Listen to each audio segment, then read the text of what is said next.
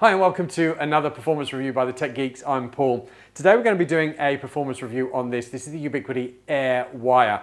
What is the U-AirWire, I hear you say? It's an interesting looking device.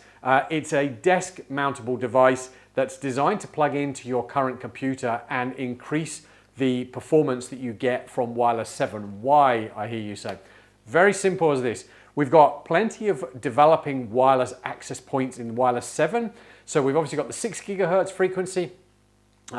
We've got the 5 gigahertz frequency in Wireless 7. And both of those have higher throughputs, maybe in the 5 to 10 gigabits a second. And then Wireless 7 has developed further to something called MLO, which is multi-link operation. The idea that a device can use bandwidth across all of those frequencies, combine it together to get an even faster speed. The problem we've got is we just don't have any end user devices that actually can do that very well now. So you won't find a computer that's got that type of a Wireless 7 MLO currently built into it. So the U-AirWire, is sort of that answer. It's a USB-C powered device that plugs into your computer. It's got a directional antenna, so you do need an access point that is going to give you those features. So we're actually going to be using this over here. This is a U7-Pro-XG. This only works with Ubiquiti Wi Fi at the moment. So we're going to plug it into a laptop. This is an old Gen 7 ThinkPad X1, but we did some other tests on this and we know it can do over 5 gigabits a second with the Ubiquiti Ethernet adapter on here, so it shouldn't be a problem at all. Just over to the side of this, we've got a U7-Pro-XG plugged into a 10 gig interface, obviously to get us the best speed that we can. And we've got a 10 gig testing server running in this setup as well. So we're going to plug this in directly to the laptop. We're going to plug it in to the standard laptop indicator on here, or the computer indicator on here, and let that power up. Now, we're going to do this test as it is out of the box, but I do want to tell you that this ideally needs 20 watts of power to run.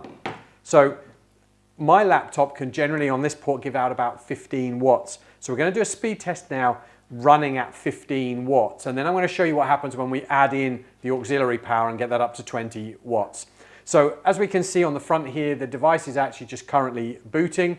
Adopting it is super easy. It appears in your Wi-Fi console in a normal way as a device to adopt. Obviously, to make this work, you do need to make sure that you've turned on MLO STR for your Wi-Fi. It does warn you about that. And there's some options in there to set different VLANs and things if you want to as well. But once the device is actually booted up, you can see here we've almost got there. It's actually going to show us its signal strength. Now it's less than a meter away. And so we're looking at minus 27 dB. It's already showing us it's at MLO on here. What I'm actually going to do is now lift the antenna. This moves around 360 degrees, as you can see. I'm just going to now point this directly at my access point, which is literally just straight in front of it there. And then hopefully on the screen here, we're just going to be able to do a quick speed test. We'll do that with 70 streams, just to get a feel for what we can get out of this. So we're sitting there at sort of 1.7 gigabits a second. Everybody wants to do one with the reverse. So let's do minus R on the end there.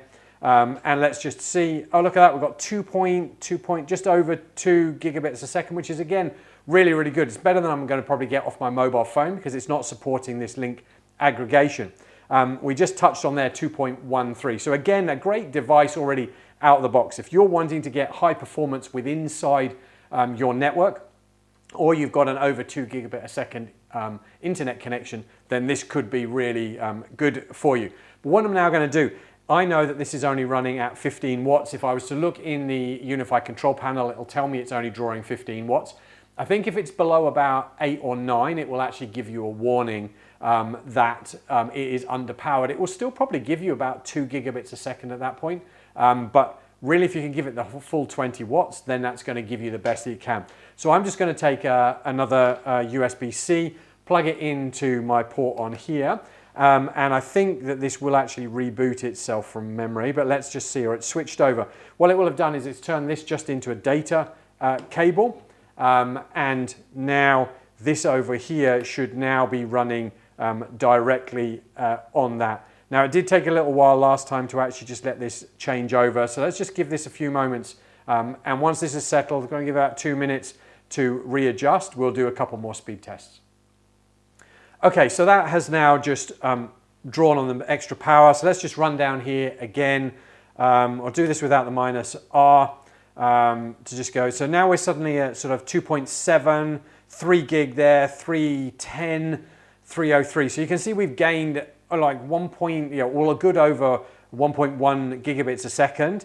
Let's just try that with a -R. Just do it the other way and see what we get. So we're still getting, an upload here, if you want to look at that as an upload of, 1.5 and a download of about 3 gigabits a second. So that has really performed, and with a little bit more tuning, we've tuned this a little bit. We're running 320 megahertz on the channels in 6 gigahertz. We are running at 160 in the 5 gigahertz as well. So we have optimized the access point to try and give us the best hope that we can on this. But as you can see, it's really, really consistent on what you get out of this. Let's just take the R off and just do 60 streams, see what we can get on that. 2.7, straight over 3 gigabit a second. So again, really good if you want to do that. Now we did take this again through about 5 meters through one concrete wall, and we were probably getting just a little bit less than this, so we're probably getting about 2.5 gigabits a second. What we've got to remember with our speed, or trying to get speed, is that we reduce our distance. We then took that to 3 concrete walls at 10 meters, and we were down to about the 300s to 500 megabits a second. So this really is a device that you want to be running close to an access point to get the best performance out of it. But hopefully that gives you just a rough idea of what you can get out of this and how you can use it to ultimately get usefulness out of your full wireless 7 network. Hopefully that's been useful. Head on over to our YouTube channel. Got plenty more performance reviews, how-to guides there as well. So head on over, subscribe, and stay up to date.